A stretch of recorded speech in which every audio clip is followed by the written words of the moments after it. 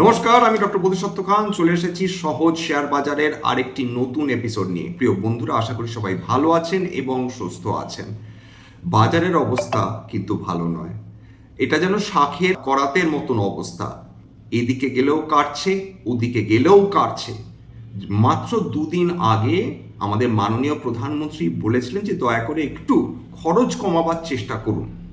কোনো স্বাভাবিক অভিভাবক এটাই বলবেন, তা নিয়ে বিস্তর মানুষ তাদের মনে হয়েছে তার যা বক্তব্য সেটা অত্যন্ত অন্যায় বক্তব্য। বর্তমান যে তেলের ক্রাইসিস রয়েছে গোটা বিশ্ব জুড়ে, যার ফলে ভারত ভুগে চলেছে, এটা যখন জানছি আমরা যে আমাদের প্রায় 85 থেকে 90% জ্বালানি তেল ইম্পোর্ট করতে হচ্ছে, গ্যাস ইম্পোর্ট করতে হচ্ছে, ফার্টিলাইজার্স ইম্পোর্ট করতে হচ্ছে, গোল্ড ইম্পোর্ট করতে হচ্ছে, তারপরেও কিছু মানুষের মনে হচ্ছে যে এটা অত্যন্ত অন্যায় হচ্ছে, এটা অত্যন্ত অবিচার হচ্ছে। কেন আমরা সোনা কিনবো না? কেন অত্যাধিক দাম দিয়ে জ্বালানি তেল কেনা হবে না? কেন আমরা গাছেরটাও খাবো না, তলারটাও করাবো না? এরকম কিছু মানুষের বক্তব্য আমি পেয়েছি। কিছু মানুষ তারা বিদেশ নীতির সঙ্গে অর্থনৈতিক নীতি খুব সুন্দরভাবে গুলিয়ে ফেলেছেন বা গুলিয়ে দেওয়ার চেষ্টা করছেন। দেখুন, ভারতবর্ষের বিদেশ নীতি আর যাই হোক সাধারণ মানের নয়, এটা বিশ্বের অন্যতম সেরা বিদেশ নীতিগুলোর মধ্যে। এটা আপনি মানুন বা না মানুন, এটা গোটা বিশ্ব নতমস্তকে মেনে নিচ্ছে। দেখুন, যখন একটি দেশের উত্থান হয় না, তার চারিদিকে কিন্তু শত্রু বৃদ্ধি হতে থাকে। আপনাদের কি মনে হয় বর্তমানে যে সুপার পাওয়ার্সগুলো রয়েছে, চায়না, তারা কি চাইবে ভারতবর্ষের উন্নতি হোক? উত্তর হচ্ছে কোনোভাবেই চাইবে না। আমেরিকা কি চাইবে ভারতবর্ষের উন্নতি হোক? উত্তর হচ্ছে কোনোভাবেই তারা চাইবে না। আমাদের সবচেয়ে প্রিয় বন্ধু রাশিয়া, তারাও কি চাইবে যে ভারতবর্ষ প্রকৃতপক্ষে তারা একটি সুপার পাওয়ার হয়ে উঠুক, তারা সেলফ ডিপেন্ডেন্ট হোক, অন্তত এনার্জি সিকিউরিটি ভারতবর্ষ নিজের করে ফেলুক? তাহলে খেয়াল করে দেখুন তো, সমস্ত সম্পর্কই কিন্তু স্বার্থের। সেক্ষেত্রে রাশিয়ার কাছ থেকে যদি ভারতবর্ষ তেল না কেনে, তখনও রাশিয়া ভারতবর্ষের বন্ধু থাকবে তো? এই প্রশ্নগুলো আমাদের করতে হবে। শুধু তাই না, আমাদের প্রত্যেকটা দেশের সঙ্গে সম্পর্ক রাখাটা অত্যন্ত চ্যালেঞ্জিং। তার কারণ আপনি যতই আমেরিকার সঙ্গে ভালো সম্পর্ক রাখতে যান না কেন, তারা পাকিস্তানকে কোনো না কোনোভাবে তারা সামনে রেখে পেছন থেকে অ্যাট্যাক করবে। আমেরিকা, চীন, তারা মিষ্টি মুখে কথা বলে কিন্তু পেছন থেকে ছুরি মারে। সুতরাং তাদেরকে ট্যাকেল করা, রাশিয়ার সঙ্গে সম্পর্ক ঠিক রাখা। কেন আপনাদের মনে হয় বলুন তো যে ইউরোপীয় ইউনিয়ন, যেখানে 28টা দেশ রয়েছে, তাদের সেই ইউরোপীয় ইউনিয়ন ভারতবর্ষে এসে আমাদের মাননীয় প্রধানমন্ত্রীর সঙ্গে যখন চুক্তি স্বাক্ষর করছেন, ফ্রি ট্রেড এগ্রিমেন্ট করছেন, তখন ইউরোপীয় ইউনিয়নের প্রতিভূরা তারা বলছেন এটা হচ্ছে মাদার অফ অল ট্রেডস। যে ইউরোপের দেশগুলো তারা কলোনিয়াল এক্সপ্যানশনের জন্য কুখ্যাত ছিল, যারা বিভিন্ন দেশগুলোকে লুট করেছিল, সন্ত্রাস করেছিল, হত্যা লীলা চালিয়েছিল, ইকোনমিক ড্রেন করেছিল, সেই সমস্ত দেশগুলো আজকে ভারতের কাছে এসে প্রার্থনা করছে আমাদের সঙ্গে বাণিজ্য চুক্তি করুন। এটা কি কম প্রাপ্তি? তারা 70-80 দশকের দিকে আঙুল দিয়ে বলছেন এই সময় ভোজ্য তেল তো ভারতবর্ষেই তৈরি হতো, সেই সময় তো বাইরে থেকে আনয়ন করতে হতো না। জনসংখ্যাটার কথা খেয়াল করে দেখেছেন যে ভারতবর্ষে কিভাবে জনসংখ্যা বৃদ্ধি হয়েছে? তার সঙ্গে সঙ্গে আমাদের ভোজ্য তেলের উপর ডিপেন্ডেন্সও বেড়েছে। বিদেশ থেকে আমাদের ভোজ্য তেল নিয়ে আসতে হয় এবং বিপুল পরিমাণ, কারণ আমাদের ডিমান্ড বেড়েছে। এটা আমরা মাথায় রাখবো না। আপনারা সোনা কিনছেন কি কিনবেন না সেটা সম্পূর্ণ আপনাদের সিদ্ধান্ত, কিন্তু নিশ্চিন্ত থাকুন যে আমাদের যে দুটি কমোডিটি সবচেয়ে বেশি ক্ষতি করে চলেছে, তার মধ্যে অন্যতম হচ্ছে ক্রুড অয়েল এবং 2 নম্বর হচ্ছে সোনা। 3 নম্বর যেটা আমরা না হলে চলবে না, ফার্টিলাইজার্স। একটা জিনিস মাথায় রেখে দিন, বারবার করে বলছি যে ফসফেট ফার্টিলাইজার্স বলুন বা ইউরিয়া বলুন, সেটা কিন্তু তৈরি হয় প্রাকৃতিক গ্যাস এবং ক্রুড অয়েলের বাই প্রোডাক্ট থেকে। অর্থাৎ অ্যামোনিয়া থেকে মিথেন তৈরি হয়, মিথেন কিন্তু কাজে লাগে ইউরিয়া তৈরি করার ক্ষেত্রে। এইটা মানুষকে বুঝতে হবে যে ভারতবর্ষ 145 কোটি দেশ, এখানে স্বাভাবিকভাবে প্রাকৃতিক গ্যাস পাওয়া যায় না, আমাদের বিদেশ থেকে নিয়ে আসতে হয়, এবং 145 কোটি মানুষের ফার্টিলাইজার ব্যবহারের জন্য আমাদের বিদেশ থেকে আনয়ন করতেই হবে। যদি ভারতবর্ষের প্রাকৃতিক গ্যাসের প্রাচুর্য থাকতো, জ্বালানি তেলের প্রাচুর্য থাকতো, তাহলে কি এত কথা উঠতো? আজকে ইনফ্লেশন বৃদ্ধি পেয়েছে, মার্কেট আতঙ্কে ধস নেমেছে। 3.4% ছিল মার্চে, সেটা বেড়ে দাঁড়িয়েছে এপ্রিলে 3.8%-এর কাছে। অর্থাৎ ইনফ্লেশন বৃদ্ধি হচ্ছে। এবং ইনফ্লেশন কেন বৃদ্ধি হচ্ছে জানেন? ইনফ্লেশন বৃদ্ধি হচ্ছে কেবলমাত্র তেল গ্যাসের জন্য না, সে তো হবেই। সরকার যে মুহূর্তে তেল এবং গ্যাসের দাম বৃদ্ধি করবেন, তার চাপ সমস্ত পণ্যের উপর পড়বে, এটা বলার অপেক্ষা রাখে না। অতীতে বহুবার এরকম হয়েছে। সরকার, যে সরকারই হোক না কেন, যখনই তারা তেল বা গ্যাসের দাম বাড়িয়েছেন, তখন কিন্তু ইনফ্লেশন ইমিডিয়েটলি সেটিং করেছে। এইবার ইনফ্লেশন কিন্তু হয়েছে ফুড ইনফ্লেশন। মনে রাখবেন যে ভারতবর্ষের অর্থাৎ ইন্ডিয়ান মিটিওরোলজিক্যাল ডিপার্টমেন্ট তারা বলে দিয়েছে এল নিনো আমাদের ফসলকে ধ্বংস করে রাখার ক্ষমতা রাখে। অলরেডি আলোচনা করে দিয়েছি যে এল নিনো কি সাংঘাতিক প্রভাব বিস্তার করতে পারে। একই সঙ্গে বলছে না যে শনির দশা লেগেছে আমাদের ভারতের অর্থনীতিতে, আমাদের ভারতীয় শেয়ার বাজারে। তার কারণ কিন্তু এই এল নিনো একটা খুব গুরুত্বপূর্ণ অংশ। তার কারণ এল নিনোর প্রভাবে এইবার মরশুম কম হতে পারে, বর্ষা কম হতে পারে। অলরেডি উত্তর ভারতের অধিকাংশ রাজ্য প্র্যাকটিক্যালি জ্বলছে, ফসল প্রভাবিত হচ্ছে। ফুড ইনফ্লেশন সবচেয়ে বেশি বৃদ্ধি পেয়েছে। তারপর কোনটা পেয়েছে জানেন? রিটেল ইনফ্লেশন তো 3.48%। এর মধ্যে সবচেয়ে বড় অংশটা হচ্ছে ফুড ইনফ্লেশন। খাদ্য সম্ভারের দাম বেড়ে গিয়েছে ইতিমধ্যে। এছাড়া যেগুলো মাত্রাতিরিক্ত মূল্যবৃদ্ধি, এটার কোনো সায়েন্স ফিকশনের গল্প না। রূপো 144.3% দাম বৃদ্ধি পেয়েছে, সোনা 40.7% বৃদ্ধি পেয়েছে। এইগুলো কিন্তু ইনফ্লেশনে কন্ট্রিবিউট করেছে। রিজার্ভ ব্যাংক অফ ইন্ডিয়া হয়তো এখনই কোনো অ্যাকশন নেবে না, কারণ রিজার্ভ ব্যাংকের বেঞ্চমার্ক ইউজুয়ালি তাদের কমফর্ট জোন হচ্ছে 4%-তে। কিন্তু যদি দেখা যায় যে ইনফ্লেশন লাফিয়ে লাফিয়ে বেড়ে চলেছে, তখন রিজার্ভ ব্যাংক অফ ইন্ডিয়া তাদের প্রথম কাজ হচ্ছে সাধারণ নাগরিকদের একটু স্বস্তি দেওয়া। তারা নিশ্চিন্ত থাকুন যে ঋণে তারা সুদের হার বৃদ্ধি করবে। খুব খারাপ অবস্থা হয়েছে গোটা বিশ্বজুড়ে। এটা বোঝার জন্য কি রকেট সায়েন্সের সত্যি সত্যি প্রয়োজন রয়েছে? আমাদের তেল বিদেশ থেকে আমদানি করতে হয়, এটা বোঝার জন্য কি কোনো রকেট সায়েন্সের প্রয়োজন রয়েছে? বিদেশে তেলের দাম বাড়লে স্বাভাবিকভাবে আমাদের অর্থনীতির উপর চাপ বাড়ে, এটাও বোঝার জন্য কিন্তু কেবলমাত্র কমন সেন্সেরই প্রয়োজন রয়েছে।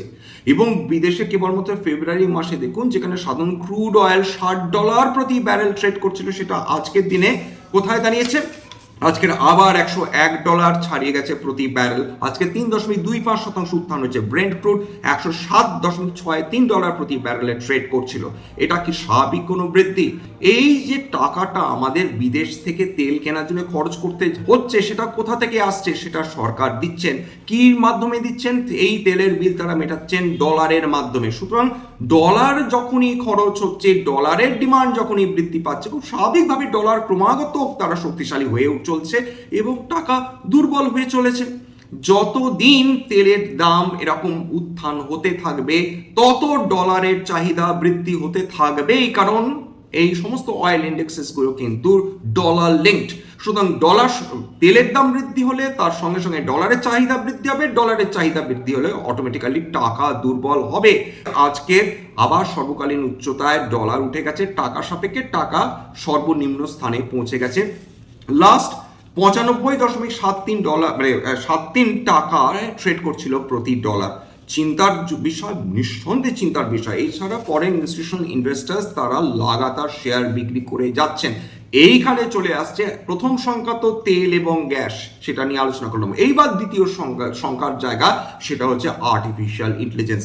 একের পর এক এক একটা মডেলস আসছে আর্টিফিশিয়াল ইন্টেলিজেন্সের। সেখানে অ্যানথ্রোপিক বলুন, ক্লড বলুন, যাই বলুন না কেন, তারা একের পর এক এআই মডেলস নিয়ে আসছে। তারা বলছে ট্র্যাডিশনাল যে ইনফরমেশন টেকনোলজি কোম্পানিজগুলো রয়েছে, তারা যে কাজগুলো করতে পারে, সাধারণ মানব যে ইনফরমেশন টেকনোলজি ইঞ্জিনিয়ার্স রয়েছেন তারা যে কাজটা করতে পারে, সেই সমস্ত কাজ আমাদের এআই মডেলসগুলো করে দেবে। তাহলে কেন আপনাদের ইনফরমেশন টেকনোলজি ইন্ডেক্স নামবে না বলুন তো? আতঙ্ক যে তৈরি হয়েছে এ ব্যাপারে তো কোনো সন্দেহ নেই। আজকে খেয়াল করে দেখুন তো, নিফটি আইটি ইন্ডেক্স 4.5% নেমে গেছে। তার মধ্যে ভারতবর্ষ কেন বিশ্বের সেরা সেরা কোম্পানিজগুলো রয়েছে, তারা বিগত 2 বছর ধরে মার খেয়ে চলেছে, এখনো নিরন্তর মার খেয়ে চলেছে। এই বছরে 25% বেশি অলরেডি পতন দেখে ফেলেছে। এআই নিয়ে যারা বলছিলেন হাই মাত্রাতিরিক্ত, তাই সেখানে নাকি ভীতি রয়েছে, সেটা তো রিফ্লেক্টেড হচ্ছে। ভীতি তো রয়েছে, ভীতির একটা ভিত্তি রয়েছে, যার ফলেই তো আইটি কোম্পানিজগুলোতে এরকম ধরনের বিক্রি বাটা চলছে। তার মানে আইটি কোম্পানিজগুলো সম্পূর্ণভাবে কি ইনকাম শূন্য হয়ে যাবে? সেটা কি হয়? কিন্তু আইটি কোম্পানিজগুলো হয়তো বা ফেয়ার ভ্যালুতে ট্রেড করছে এখন, সেটা হতে পারে আতঙ্কের ফলে বিনিয়োগকারীরা যখন এই ধরনের শেয়ার কোম্পানির শেয়ার বিক্রি করে দিচ্ছেন, একটা না একটা সময় তারা আন্ডার ভ্যালুড হবে। তখন দেখা যাবে যে আতঙ্কটা ছিল তাদের ইনকাম নিয়ে, হয়তো বা অতটা ইনকাম ডিপ করবে না, হয়তো তারা কন্টিনিউ করতে থাকবে এখনো বেশ কয়েক বছর। এমনি এমনি কি দক্ষিণ কোরিয়া, এমনি এমনি কি জাপান, এমনি এমনি কি তাইওয়ান বা চায়না বা আমেরিকাতে গিয়ে ফরেন ইনস্টিটিউশন ইনভেস্টার্সরা তারা বিলিয়ন্স অফ ডলার বিনিয়োগ করছে আর্টিফিশিয়াল ইন্টেলিজেন্স মডেলসগুলোতে? তার পেছনে ভিত্তি রয়েছে। এমনি এমনি তারা গিয়ে বিনিয়োগ করছে না। ট্র্যাডিশনাল আইটি কোম্পানিগুলো বদলে যাবে, আজ নয় কাল নয় পরশু, এইটা আমাদের অ্যাকসেপ্ট করতে হবে। এখন টেকনোলজি অতি দ্রুত বদলে যাচ্ছে। আগে যেটা যুগের পর যুগ লাগতো, এখন কিছুদিন আগে সেটা কয়েক বছর ছিল, এখন মাসে মাসে বদলে যাচ্ছে ইনফরমেশন টেকনোলজির ভবিষ্যৎ। এবং নতুন নতুন মডেলস ডেভেলপ করছে, নতুন নতুন টেকনোলজিক্যাল ইনোভেশনস আসছে, যার ফলে একটা সেক্টর অবসোলিট হতে কিন্তু বেশি সময় লাগবে না। কেউ কখনো ভেবেছিল যে আমরা পেট্রোল ডিজেল গাড়ি বাদ দিয়েও ইলেকট্রিক ভেহিকেলসে চড়বো? আজকের ইলেকট্রিক গাড়ি গোটা ভারতবর্ষ জুড়ে দাপিয়ে বেড়াচ্ছে। কেউ কি ভেবেছিল যে ইলেকট্রিসিটিও স্টোর করে রাখা যায়? ব্যাটারি এনার্জি স্টোরেজ সিস্টেম চলে এসছে। কেন? তার কারণ টেকনোলজিক্যাল অগ্রগতি, এছাড়া আমাদের অ্যাবসলিউট হেল্পলেসনেস, বিশেষ করে ট্র্যাডিশনাল ফসিল ফুয়েলের উপর ডিপেন্ডেন্সের জন্য।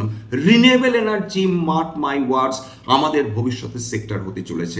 তার কারণ এছাড়া আমাদের কোনো উপায় নেই। এমনিতেই পেট্রোল ডিজেল আর খুব বেশি হলে 50 থেকে 60 বছর ব্যবহার হবে, বা ততটা আমাদের রিজার্ভস রয়েছে, তারপর সেটাও শেষ হয়ে যাবে। তখন আমাদের renewable energy, electric vehicles, battery energy storage system, electric batteries বাদ দিয়ে কিন্তু আমাদের ভবিষ্যৎ থাকবে না। এবং ভারত সরকার তারা বিলক্ষণ বুঝে গেছেন, কিন্তু ফসিল ফুয়েলের উপর ডিপেন্ড করে আমাদের জীবনযাপন করা অসম্ভব হয়ে পড়বে। এবং তারা নিশ্চিন্ত থাকুন, তাদের লক্ষ্য রিনিউয়েবল এনার্জি সেক্টর ডেভেলপমেন্ট, তাদের লক্ষ্য ইলেকট্রিক ভেহিকেল ডেভেলপমেন্ট, এইগুলো তাদের করতেই হবে। আমরা যে কেমিক্যালস সেটা চায়না থেকে নিয়ে আসছি, অ্যাক্টিভ ফার্মাসিউটিক্যাল ইনগ্রেডিয়েন্টস, সেটার উপর ডিপেন্ডেন্স কমাতে হবে। আজকের কিছু রেজাল্টসের মধ্যে একটা রেজাল্ট নিয়ে আলোচনা করছি। দেখুন, ডিকসন টেকনোলজিতে তো একটা হিউমাঙ্গাস গ্রোথ এসেছিল শেয়ারে, সেটা নিয়ে অস্বীকার করা যায় না। অত্যন্ত ওভার ভ্যালুড স্টক হয়ে গিয়েছিল এবং সেইটার রেজাল্ট আমরি করতে পারিনি। মার্চ 2025-এ 461 কোটি টাকার প্রফিট ছিল, সেটা 36% কমে গিয়ে 292 কোটি টাকা হয়েছে মার্চ 2026-এ। স্বাভাবিকভাবে এখানে 6.5% পতন চলে এসেছে। সুতরাং ডিকসন টেকনোলজি নিঃসন্দেহে one of the best companies, কিন্তু সেটা একটা এক্সপেন্সিভ কোম্পানিও বটে। কোনো বাই সেল রিকমেন্ডেশন কিন্তু না, আগে থেকেই বলে দিচ্ছি। এবার অন্যান্য সেক্টরগুলোর কথায় আছে। আজকে কোন সেক্টরে মানুষকে মুখ লোকাবেন? সমস্ত সেক্টরে সমান্তরালভাবে পতন হয়েছে। নিফটি 23,500 নিচে চলে গেছে, বলা যেতে পারে 23,400 নিচে চলে গেছে, প্রায় 1.83% পতন। এবং বিএসসি সেন্সেক্স 1450 পয়েন্ট পতন, 1.92% পতন আজকে। নিফটি ব্যাংক 1.63% পতন। নিফটি অটো 2.28% পতন। বিএসসি ক্যাপিটাল গুডস 3.3% পতন। বিএসসি কনজিউমার ডিউরেবলস 3.35% পতন। কোনো সেক্টর কিন্তু আজকের বাঁচতে পারেনি। ক্যাপিটাল মার্কেটস 2.5% বেশি পতন। নিফটি ইন্ডিয়া ডিফেন্স 4% বেশি পতন। নিফটি রিয়েলটি 4% বেশি পতন। এই যে তিনটে কারণ, অর্থাৎ একদিকে এল নিনো, অন্যদিকে আর্টিফিশিয়াল ইন্টেলিজেন্সের তীব্র ভীতি, 3 নম্বর হচ্ছে অয়েল আর গ্যাসের অস্বাভাবিক দাম বৃদ্ধি। আমরা যদি ব্যয় সংকোচ কিছুটা করি তাহলে ক্ষতি কি? অনেকে বলছেন প্রধানমন্ত্রীর জন্য প্রচুর খরচ হয়। প্রধানমন্ত্রী গোটা ভারতবর্ষকে রিপ্রেজেন্ট করেন, গোটা ভারতবর্ষের গর্ব হিসাবে তিনি সব জায়গায় যায়। সুতরাং তার সুরক্ষার প্রয়োজন নেই। আপনি তাকে সুরক্ষা দেবেন? এইটা মাথায় ঢুকিয়ে রাখুন যে যে কোনো দেশের প্রধানমন্ত্রীকে সুরক্ষা দিতে হয়, তিনি আমাদের রিপ্রেজেন্ট করেন মেটাফরিক্যালি এবং সিম্বলিক্যালি, তিনি নিজে ভারতবর্ষ হয়ে সবার সামনে রিপ্রেজেন্ট করেন। তার সুরক্ষা কিন্তু অগ্রগণ্য, তাকে সুরক্ষা দিতে হয়। এত সহজ নয়। বলে দিলাম যে প্রধানমন্ত্রীর সুরক্ষার জন্য কেন এত টাকা খরচ হচ্ছে, সেটা একটু মাথায় রাখার চেষ্টা করবেন। বলে দিলে হয় না, পড়াশোনা করতে।